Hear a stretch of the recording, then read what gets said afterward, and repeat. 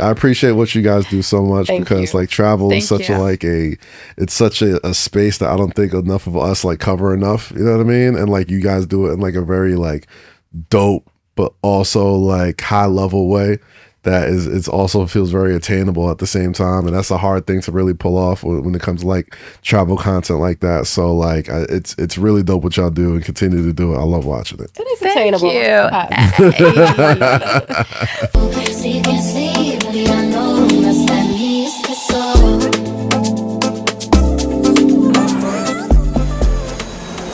Caviar and Wings. Hi guys. I'm Sahar. And I'm Kelly. Did you miss us? Oh, they missed us. We missed you guys. We have a special guest with us today. Yes. Kaz, introduce yourself to the audience. Hey y'all, my name is Kazim Famiwide. You can call me Kaz. I'm the co-host of 7 p.m. in Brooklyn. I also co-host the Ring of Wrestling show. I've produced a lot of entertainment, sports, TV events, Emmy Award winner, MSG Network, SNY. Sometimes co-host Angela Yee, Way Up with Angela Yee on Power 105. Is that all? Is that the cool highlight reel? Is there more? That's pretty. A hell of a resume. I appreciate that. An Emmy? Oh, yes, Emmy. And Say Less with Kaz and Rosie, you can listen to every Friday on my YouTube and Instagram and TikTok pages. Yeah, Kaz. And what are those? Your Instagram and TikTok pages? Say Less with Kaz Rosie on TikTok, Say Less Pod on Instagram, Say Less Pod on X. Yeah. Right. And you got 7 p.m. in Brooklyn. You're about to take over every podcast that there is. I'm trying to be like a low-level Stephen A. Smith, like without the problematic, like, stuff. He's not problematic, but he just called you problematic, Stephen A. Smith. Just saying. It is what it is. Yeah. I do like look up to him in the sense of like being busy and like doing a lot of being like effervescent in media, but just without the beef with LeBron and stuff like that. I don't want to do that. Yeah, no beef with LeBron. Don't smoke on this side at all. Well, we are honored to have you here. That's a hell of a resume. I appreciate that. Thank you. What has been I've been wanting to go on the show for a while, by the way, because I see the clip. So here we go.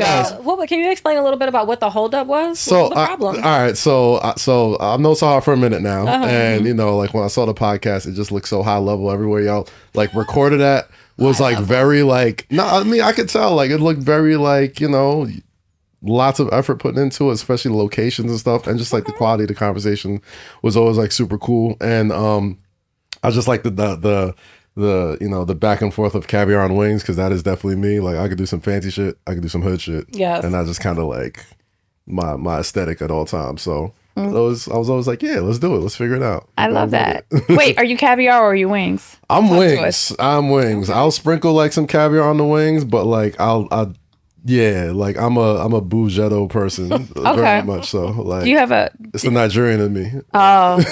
Like it's just right. So is there a flavor of wings that is your go-to? So I just had a long discussion about this. I'm not a soggy wing person. Like I don't like anybody? Like people like saucy wings. They like wet wings. Wet wings. They still got to be crispy underneath. Yeah, but even the wetness takes away from the crispiness, though. Like it don't make it. It gives it a little salt. Okay. That is kind of crazy. Yeah. I'll run that back a different way, but I like a dry rub with the crisp. That's what you like. It's a dry rub. I'm sorry. This is the travel and lifestyle podcast. All right. I'm sorry. All right. It's dry. It's wet. Pick a side. My bad. I'm just saying I like a dry, crispy wing. Okay. And if you want to put some caviar on it, you don't have to, but I'll try some. That is that's my aesthetic. Like, okay. Some nice shit with some hood shit. We're in WTF today, so I think we're in the wings part. Yes. Get the other places that they record at are like fancy hotels. Oh, you just call them fancy. No, I record here all the time. You kidding me? Wolf, this is Caviar. Alex, Wheezy, those are my people. I'm just saying their show is always next level to the nines, like but we try to bring the best of the table. I appreciate that. Yeah, hence why we have you here. There it is. Just keep gassing. So let's get to know you a little bit. Okay. So we're gonna ask you a couple questions. It's gonna just give us insight into your travel ways. A hotel you would never check out of. So I had So here's another thing. I listen to too much Drake music to like appreciate hotels anymore. Okay. So every hotel I've ever been to. Wait a minute. Every hotel I've ever been to has been dissed in the Drake song at least once or twice. Yes. So I like, saw a whole TikTok about this. yeah, like so even What's whatever one I say is gonna seem like that's it. But I love the W usually. Okay. The W it's usually available everywhere I usually travel to. But like specific hotels, like there was this place that I went to in Mexico. I forgot that. Wish I had the name of it on the top of my head, but it was the best hotel I've ever been to, and I was like, I can live here if I needed to. Like just the big old open doors, and like just when you walk in, it was just beautiful marble everywhere, and I hate myself that I can't think of the name. Do you think you can find it for us later? Yeah, we can clip it in. I will. What part of Mexico is this? So this is not Mexico City. This is no. Let me just. This is the beauty of phones. Yeah, they could just go to the phone and be like, type in Mexico, and it will show you everywhere in Mexico you went to. Okay, yes, here we go. Nice and easy. Okay, boom. So this is Cabo San Lucas. Okay. All right, El Medano El Hidal was the name. Wait, of one the more place. time.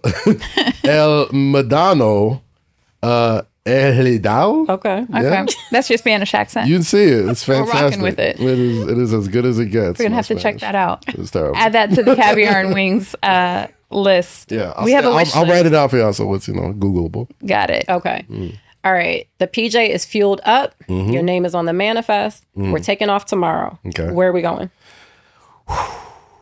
We are going to Nigeria.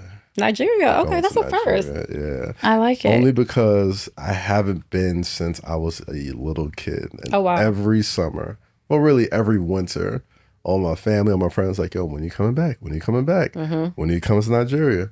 And I'm like, it's been busy couple of years. I keep telling myself I'm putting it off. So the next time I go, and if I have PJ capabilities, I want to go and enjoy Christmas down there in Nigeria, man. It is All right. the Well, best when experience. you don't forget about Caviar and Wings with you. we can go on this. You can do it. We're available. Forget about the little. I haven't done as many PJ experiences, but all of them have been unbelievable. You're traveling with a friend. They don't have global entry. Are you leaving them? Friend, yes, because if we're traveling boo, together. no? A boo? My girl, no, hell no. Like You're waiting for your girl. We're all together, but I've been left before, and I understand, right? Like when I didn't have global entry and I had to wait in that long ass line, like I'm like I don't want to be the holdup. I'm like, yo, y'all go ahead. I'll meet y'all when I meet y'all. So if I could understand that, I don't expect you to understand that. What if it was with a significant other and she left you? You wouldn't be feeling, She left me? You wouldn't be feeling some kind of way? She said, I'll see you on the other side. You'd be okay? I've never experienced it. Like I've never experienced the travel situation with a significant other where she just left. So like I wouldn't even know how to answer that. Nobody's doing that. That's what I'm saying. Like nobody, not with your boo. Like word. All right, y'all. I'll see y'all at the word. Like yeah, I guess if that would happen, yeah, we'd have to have a conversation. Like word, you're just gonna enjoy the cocktails without me while I'm over here waiting. She was keeping the seat warm for you, no? Maybe, but I don't know. I don't think I would. That's not okay. I don't think it's okay. No, like we all in there together. If we all making that trip, if we're taking a long travel trip anyway, like I want to make sure every experience from dropping off after the car service to checking into everything is as smooth as possible. So like if I know I'm going on this trip, I'm doing everything I can to make sure we all have the same sort of access, the same sort of itinerary, the same sort of everything. The moment like it turns into you do this, I do that, it's bounds for issues. That is so considerate. Yeah, you have to. She would leap them. I doesn't surprise me. Well, honestly. wow. I'm just saying. I feel like you would. My thing would be like if I see y'all. encouraged you to get your global entry prior to the trip, because that would be my first, making sure you have it. Taking all the steps to make sure you have your appointment and all the things, and you don't take those steps, then Yeah, I mean, we're all grown ups at the end of the day. So I could be a little petty just to be like, I told you so. even with a significant other. If I was in a mood and wanted to be petty and been like, I told you to, I told you like I'm to get wrong this. for being like, yeah, that doesn't Y'all surprise me. gonna start the trip off fighting. As I said, that starts off on the wrong foot immediately. Oh my goodness. All right. So you and Bay are on a couples group trip. Okay. All the couples are in the same house. Okay. But there's somebody going that you don't rock with. Are you going or are you saying F this? All right. I try to live a life of peace and prosperity with everybody, so I don't necessarily try to You have. do not rock with this person. Okay, if it's somebody I don't rock with at all, I'm probably not going. Like, But your significant other really wants to go on this trip. It's like a moment. My girl wouldn't be cool with somebody that knows I'm not cool with them. Like, you should know me well enough that, like, if I don't like somebody. Like, you've known me for quite some time now. Yeah. Like, if I have an issue with somebody, more likely than not, like, it's warranted, right? Like, I'm not somebody who just, like, goes around just, like, beefing with people like that. So it's like, and even if I do got beef with people, I'll let it go. I'll be like, yo, you know what? You hurt, I'm hurt. We both have our lives. No harm, no foul, no money lost. Nobody died. Nobody got beat up. I get over it. But if I really don't like you and you want to go on a trip together... And like that person has to be there, like is definitely going. Like, they gotta be there. I'm just not my cup of tea. I'd rather not. Okay. I'd rather do something else. We're skipping out. We're taking her somewhere else. Yeah, we're going somewhere else. It's like, all right, like there'll be other group trips. We could do that another time, but it takes a lot for me to like really not fuck with somebody. So all right. If it's that, yeah, not going. All right. So peaceful man. Long weekend, super luxe trip. It's okay. Just a long weekend. Okay. Or a 2-week trip, but 3.5 stars. I don't think I've ever taken a 3-week long vacation. 2 week. 2 weeks? 2 weeks. Okay. 3.5 versus a long weekend. The way I'm wired, luxe. Man, like, the hustler in me is like, after my 4th day of vacation, I'm like, all right, we got to get back to it. You know what I'm saying? Like, I could do like, I'd rather do probably like a 2 days of just fire, incredible, unbelievable weekend than like 2 weeks of, and I got to get back to it after the 2 weeks. Like, unless like that's just my life now. I'm just doing we're coming back to work. Yeah, if I'm coming back to work, we're clocking in on Mondays. Yeah, like I know myself. Like by the 4th day, 5th day, I'm like I'm taking calls, I'm doing emails. I'm like, all right, I'm ready to get back to it. So probably the weekend. So what's your perfect length of vacation then? A week. Okay. A week is perfect for me. Like, a week traveling. Like, I could sit at home for 2 weeks, happily. But, like, being out the country, being away, being at a hotel, doing all that stuff, like, I could enjoy it for about, like, 5-6 days. On, like, the trail end of that 6th day, I'm like, all right, get me back to New York. Get me back to Jersey. I'm ready to go. Something you never travel without. I never travel without at least 5 different pairs of new sneakers. Like, really? There's something about being uncomfortable in my sneakers when I'm like away from like. So you check your bags? Yeah, like I have like a sneaker bag. Because what size shoe is that? 14. Yeah. Yeah, you're not fitting that into your carry-on. Nah, like it doesn't. It gets checked in, and it's like I'm always thinking hard about like my feet when I'm like away from my house, right? Like when I'm home, like I got the brand selection, I can go through it, and I don't know why. It's like it's the one thing that like before I leave the house I have to make sure it's straight. Like everything else I could mix match, fine, feel comfortable. But like something about like good sneakers just give me lots of confidence, and I'm like away from it, then I can't. But I always travel with a variety to choose from before I head out. What's your favorite restaurant that you would travel for? Does this have to be out the country? No, but we would like it to be out the city. Okay. Let's go somewhere. Come on. My favorite food destinations is like in America, and one of them is New Orleans. Like I love they have really good food. New Orleans food. It's my favorite event city. Like a bulk of my traveling has to do with like events, right? Like so when I was working at WWE, I was traveling every single weekend, like every state, everywhere. Doing projects, doing all-star, all that type of stuff. So like I love event cities. I love cities that are like condensed, where like all the downtown is somewhere, all the good food places are somewhere, and it feels just away from city life that like I know I'm not in New York or not in New Jersey, right? And New Orleans is that for me. So like, there's numerous places either down on the Strip or just right off of Bourbon Street that is just like phenomenal.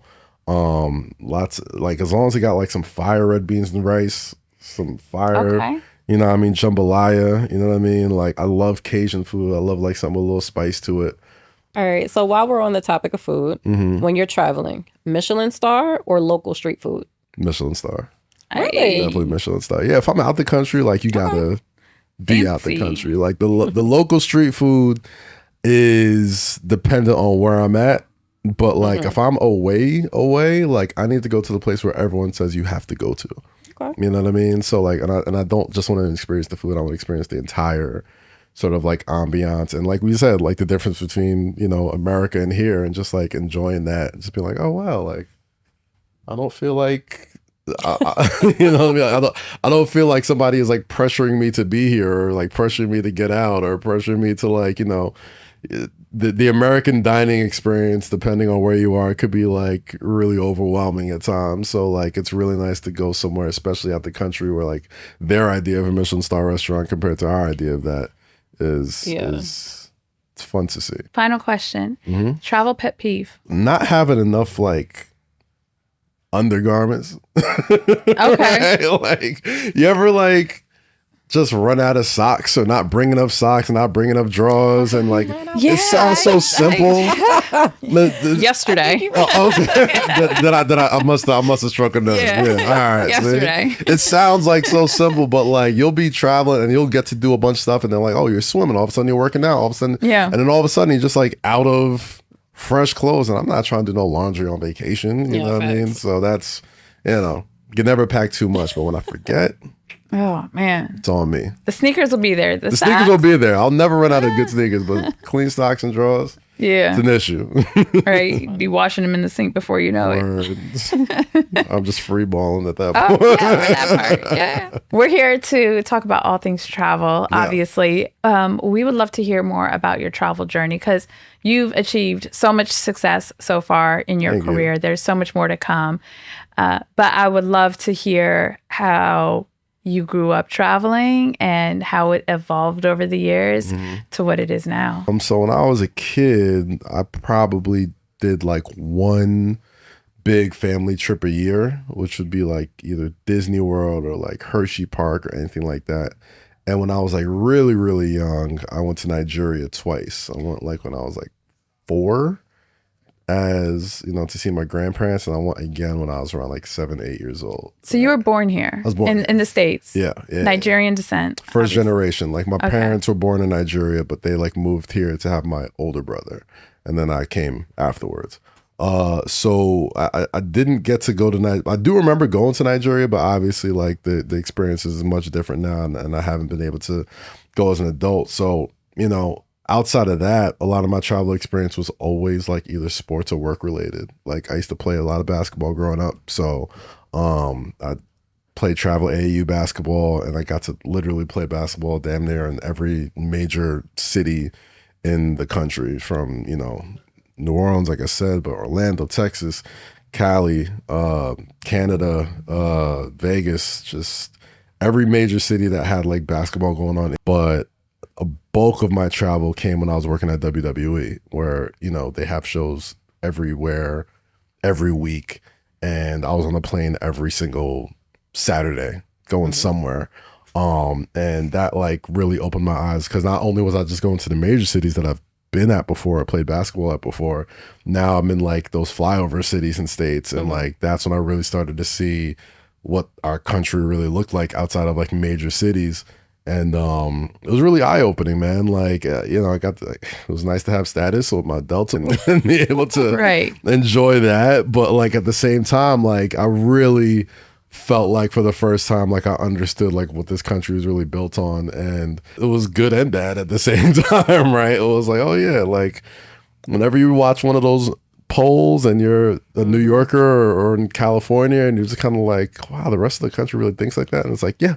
They do. It gets a little crazy when you get in the middle. Yes, there. Yes. Like once you get over them states between LAX and JFK, you're just like, oh yeah, like this is how the rest of the world really thinks. Well, the rest of the country really thinks. But you know, yeah, even then, like I got to go to Manchester for a couple of days and do work out there, and in Paris and London.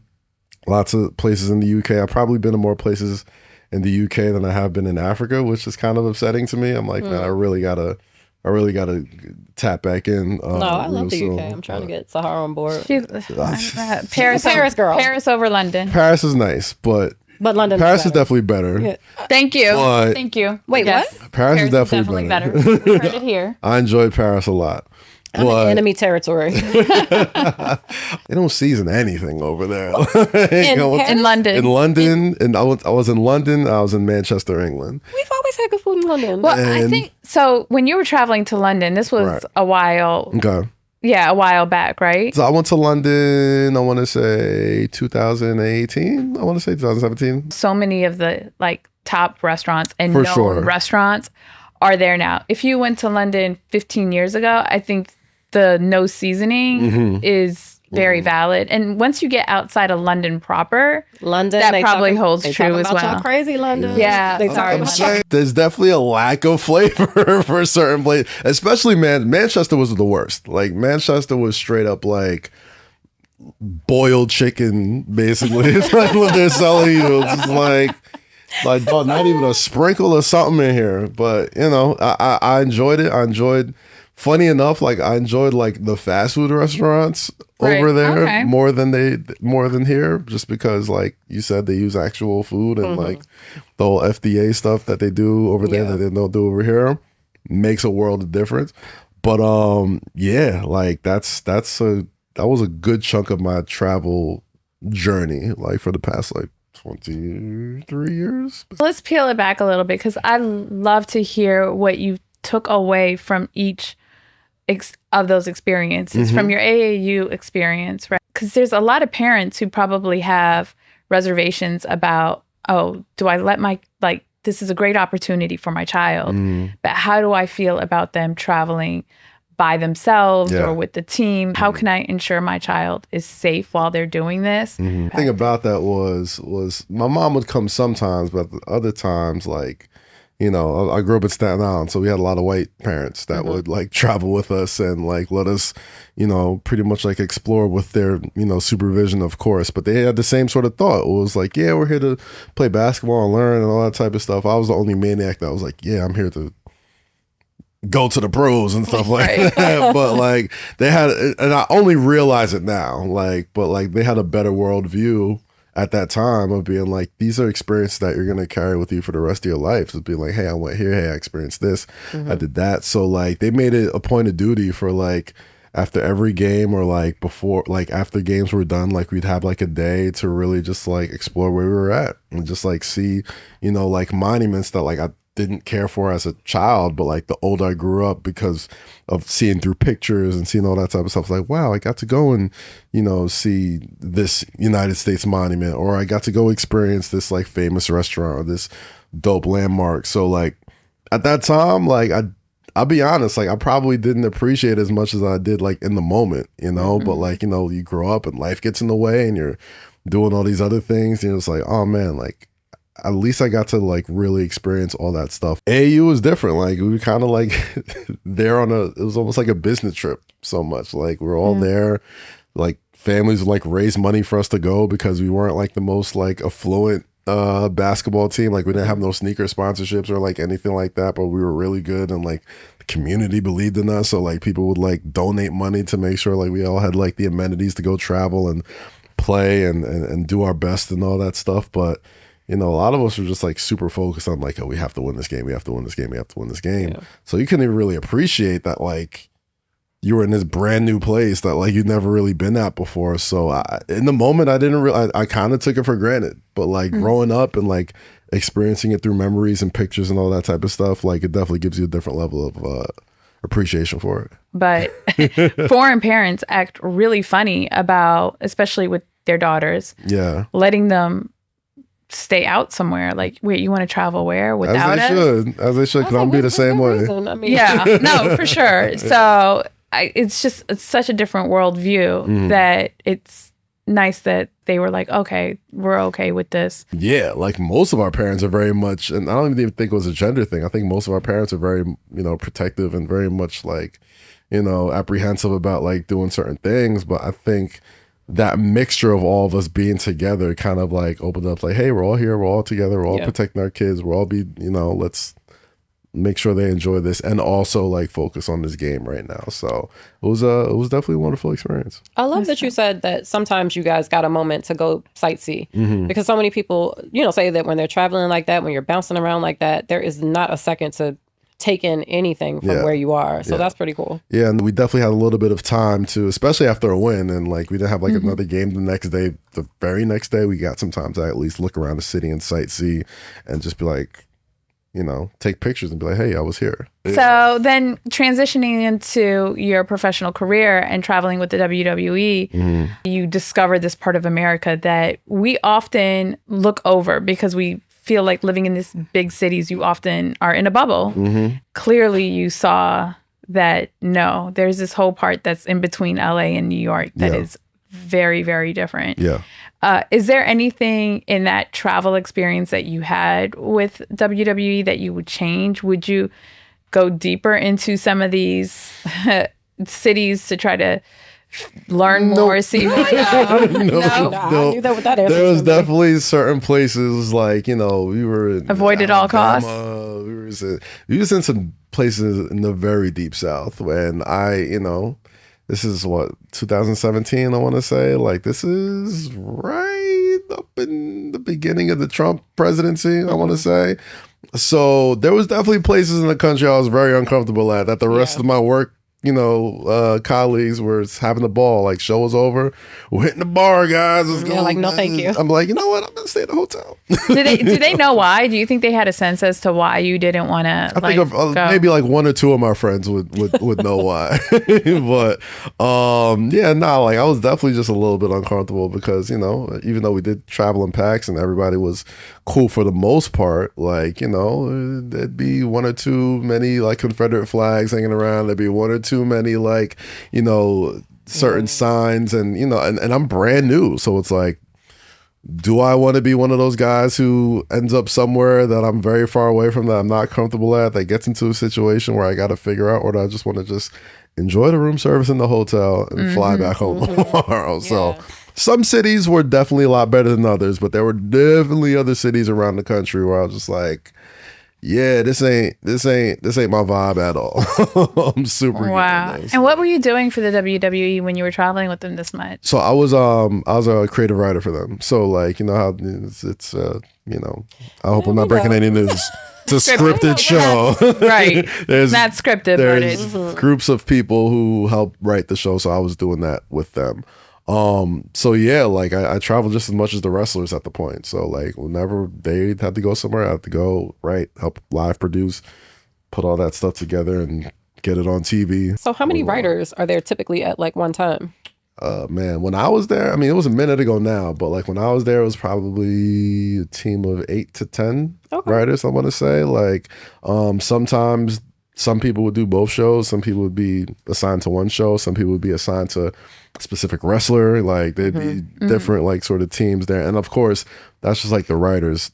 Everybody else also gets a say, right? Like, so Boss Man would get a say. At the time, it would be Vince McMahon or Triple H or, any of the producers. Like, they would all like help. And of course, the wrestlers had their say in there too. It was like a collaborative effort, but you were kind of spearheading it at the same time and also producing it. Yeah. That's a really cool career. I mean, you don't often hear, hey, I was a writer. It's a rare career, and it's a lot of turnover because, it's a tough life to live. It's a big reason why I stopped doing it, like it was just nonstop travel, like every week. I definitely burnt myself out after a while, and it was just kind of like, and they saw me getting burnt out, and it was kind of like, maybe it's best we go our separate ways. And I had other opportunities that I want to pursue as well. Do you do any type of writing now?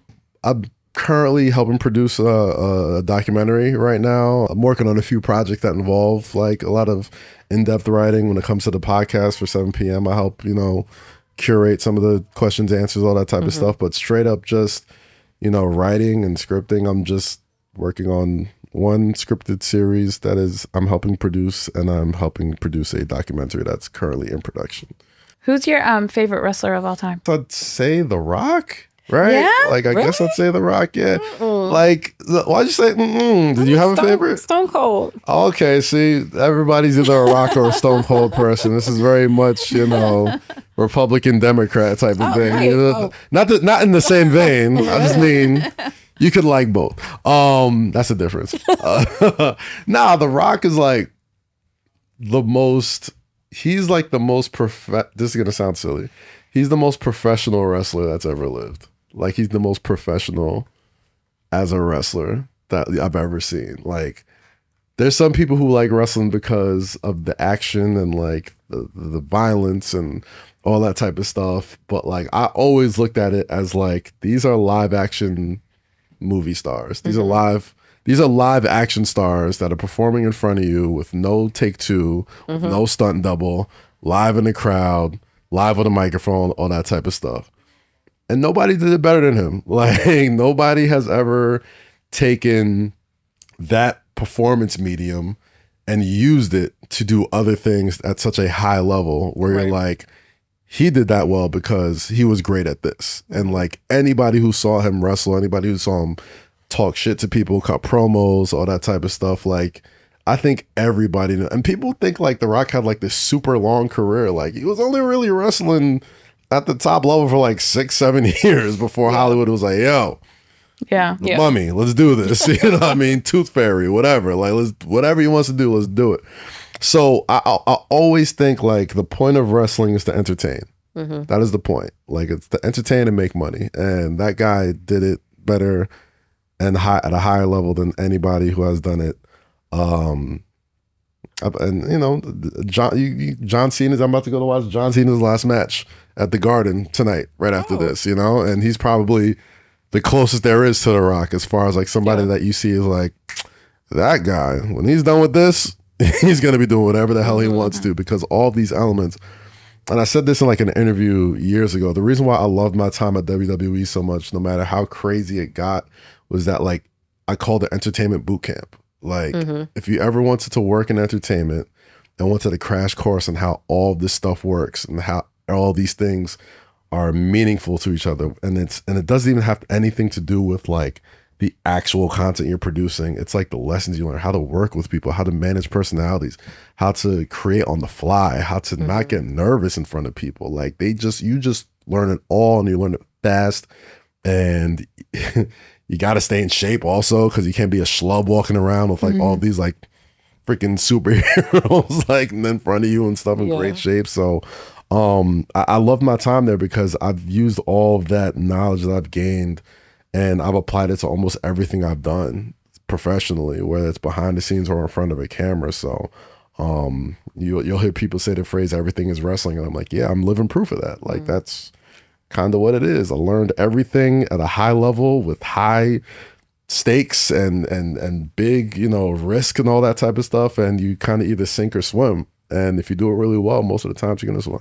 Yeah. It seems like it provides an amazing platform, whether you're in front of the cameras like The Rock or like yourself behind the camera and doing all the things to use as essentially a baseline to pivot into other spaces. Yeah. So when you pivoted, the next move was? So after I was at WWE, I hosted a show with my guy TD, who produces 7 p.m. in Brooklyn now.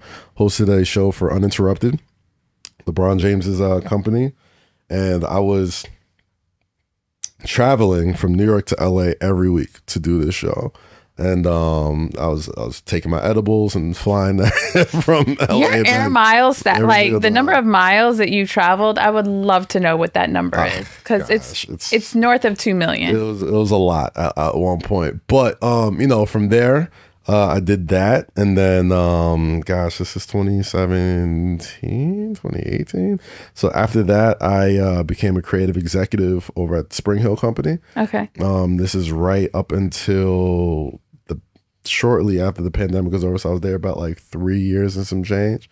And at that time I was creative executive of audio. So like I was producing podcasts for DJ Khaled and for, 5-Star Basketball. And like I've helped like talent manage like a bunch of our audio talent at the time. So did that for a while. And it's weird. Like you get there, and as I'm doing that, I'm getting all these on-camera opportunities now too. So like that's when I started doing work with MSG and like hosting shows for them and doing stuff with the Knicks and doing stuff for Slam and doing stuff for Revolt and doing stuff for Complex, like every single place while I was, behind the scenes, producing for podcasts. And got to a point where I was like, all right, if I'm not going to be able to create and, scratch this itch of hosting at the same time, I kind of got to jump in with both feet with this hosting thing because it's only here for a limited time. Like in my mind, convinced myself that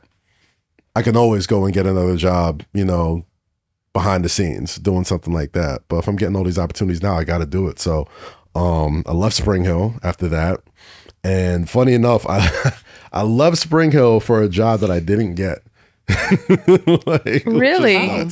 Yeah. So like when Amazon like was launching like their first like real sports channel, right? Like I was like one of the first people they called, and like my agent at the time super convinced me like, yo, this is gonna be out of here, it's gonna be great, da da da. And I quit before like I signed anything, like a dummy, and my first daughter was on the way too, so it was like, oh wow, yeah, YOLO out here. it was not the smartest thing, but I was a self-starter, so like I was also doing. I didn't even really mention like my Henny Palooza, Duce Palooza travels at that time too. So there was a lot going on there. I was producing my own podcast and hosting all that type of stuff. So I was just trying to make things work with no real job, but like trying my best to like keep my name and face out there. But things started slowly happening with, with SNY TV, with MSG Networks, with the Knicks, with, WWE would call me back to like host shows for them. And like, then got a deal with PointsBet, which I was hosting like gambling content for them, which was eventually bought by Fanatics. And then, we get to Fanatics, and then I was there for about a couple years doing Fanatics Sportsbook content, hosting Fanatics Fest events. And then slowly but surely, Ringer Podcast kept, bubbling. Like all my wrestling content stuff was still bubbling.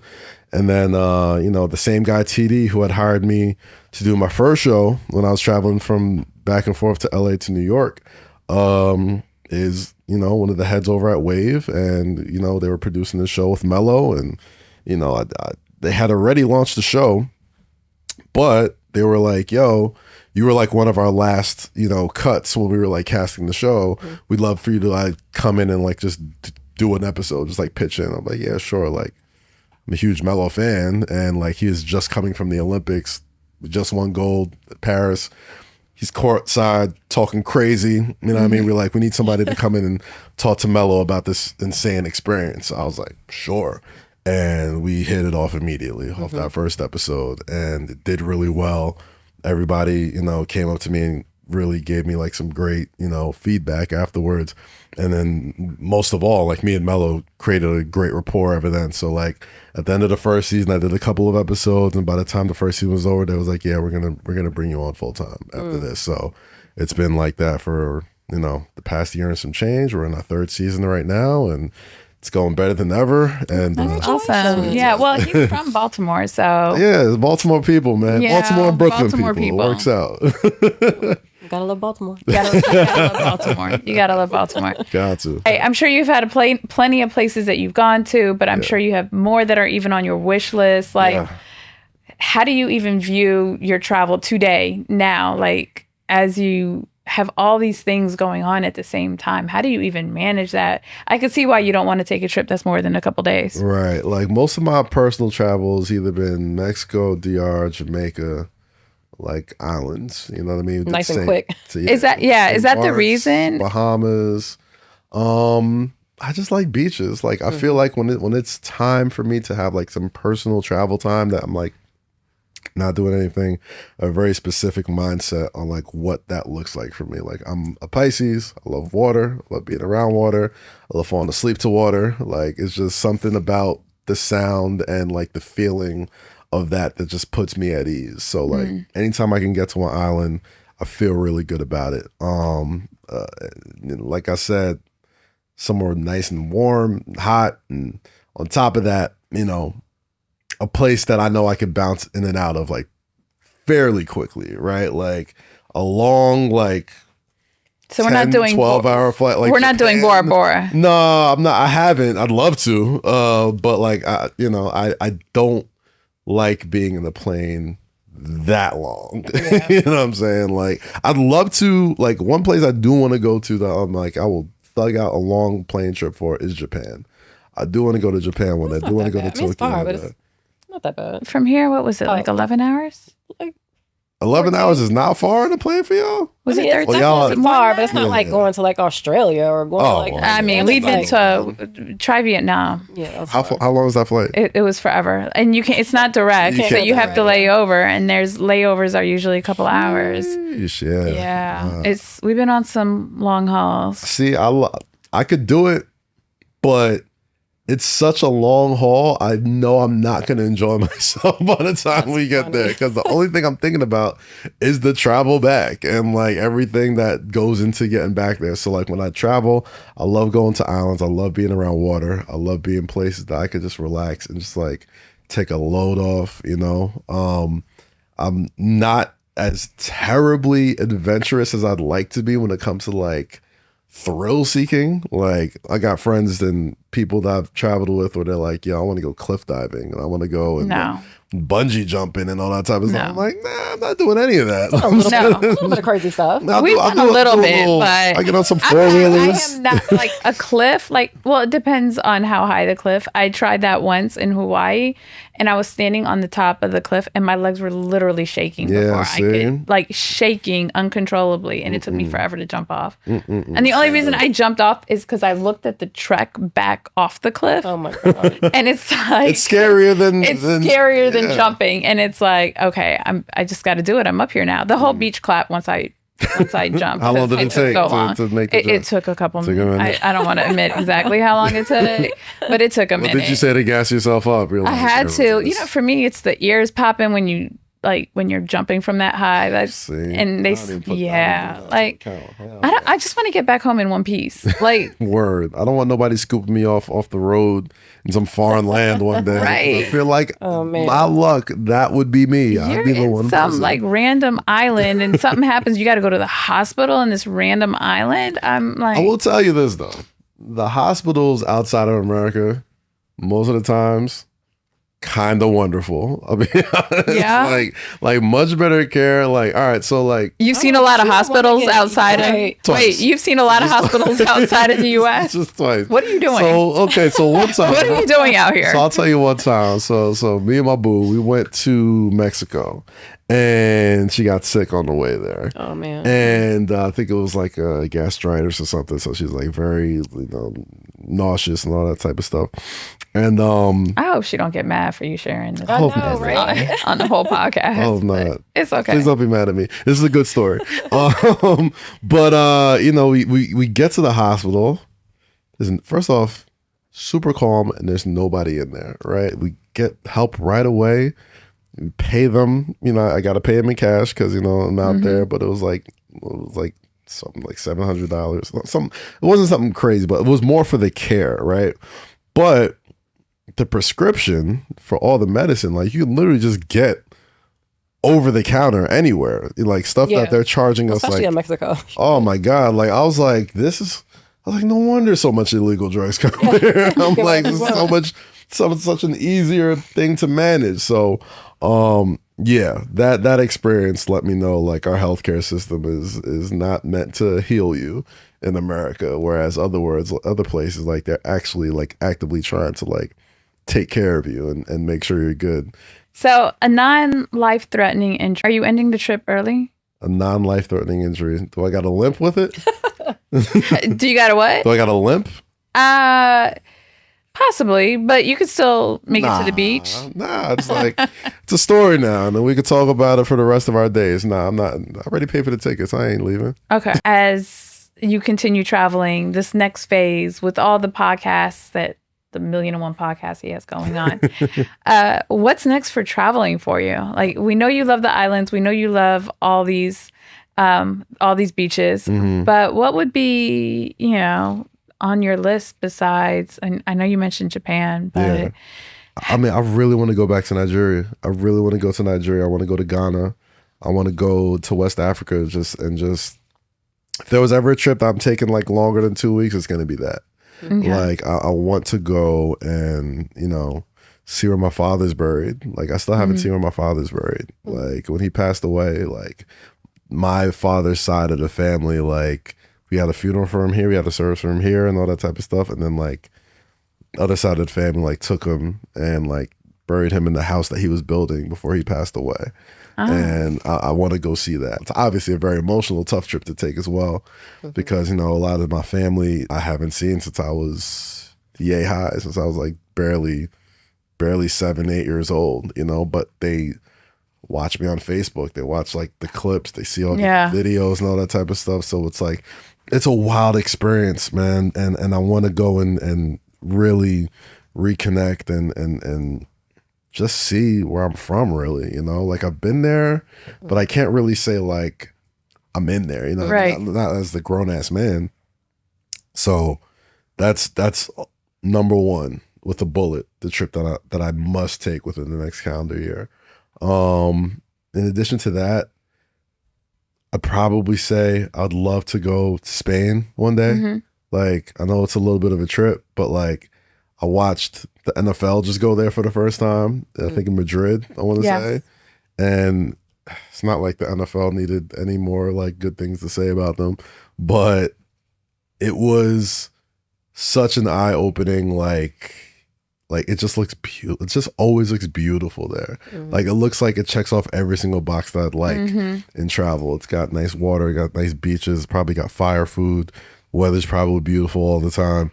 I mean, the scenery, incredible. And it's just long enough for me to really feel like I've made a worthwhile trip. So those two places, absolutely. But in the intermediate time, we have big plans to travel with the podcast, to travel at 7 p.m. and not just make it 7 p.m. in Brooklyn. We want to make it 7 p.m. everywhere. You know what I mean? So like that's a big thing that we want to do for this third season, and really, you know, Melo's a very worldly guy, you know what I mean? Like, are you taking it international? I mean, I would love to. I know we're definitely taking it out of Brooklyn. We have passports, and we have we do, and we've recorded overseas. Hey, so man, we're just saying, I was about to say, y'all in the space. That's putting why it out there. That's why I felt a way that we were filming in WTF. I'm like, all the other episodes. Oh, you wanted to go somewhere. Yeah, I'm saying all the other episodes, y'all was super say less. Say less. Say less then. Say less. 7 p.m. in Brooklyn, Caviar Wings. Catch us somewhere overseas. Coming to you, summer 2026. Yes. Wait for it. Would you retire overseas? Just get away from it all. I would. I definitely would. I don't know where exactly, but I do feel like my family keeps me here. Like not even just here, like here on the East Coast. Like my mom is here, and I definitely do feel like an obligation to be like close to her as much as I possibly can. Great seeing the grandkids and all that type of stuff. But when they get older and they're living their own life and I'm, you know, chilling, like, I don't know where though. Like, I don't know if I'd want to retire somewhere like super duper. Like, I wouldn't want to retire in like Paris or anything like that, or London or anything like that. Like, it would have to be somewhere that just, it might actually be Nigeria. Like, I might go back there. Like, if I loved it enough and like life was sweet enough where like, you know, I could go and just really be amongst my people for the rest of my days. Like, I would love to do that, you know, but I love that. It's definitely something I haven't given as much thought of to yet though. But one of these days, like, you know, my babies are young. I ain't thinking about retirement for a long time, unfortunately. Yeah. So make sure you guys stay tuned to all his podcasts. Retire me early. How about that? Right. Let's work towards that. Come on. That's what I'm trying to do. I'm trying to get up out of here. Let's work on that. So what would you tell your younger self about travel? I would tell my younger self to be where your feet are. Like, there's just me in life.